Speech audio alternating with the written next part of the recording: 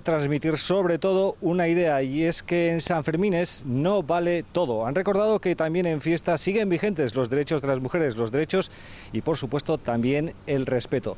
Según han dicho, en estos últimos años se ha difundido una imagen errónea de la fiesta y ahora toca corregirla. Por eso también han incidido en una cuestión, y es que evitar las agresiones sexistas es al final responsabilidad de todos y cada uno de los ciudadanos. Por eso han pedido que ante hechos así se reaccione, se actúe, se rechace ese comportamiento y se socorra a las víctimas. Las escenas vividas durante el chupinazo del año pasado son en buena parte la motivación de la presente campaña. Imágenes que han dado una idea equivocada de lo que es la fiesta.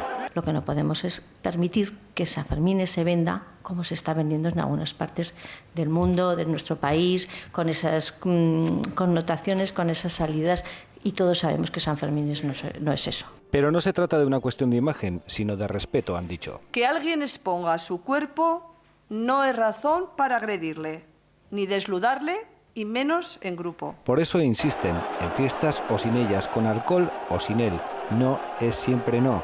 Y piden que ante actitudes sexistas nadie se quede impasible.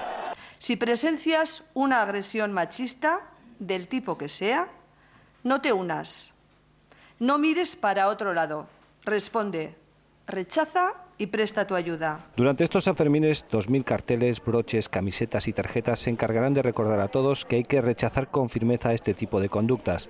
Piden la implicación de los ciudadanos porque, según han dicho, son conscientes de que una campaña tan solo ayuda y el camino para conseguirlo es largo.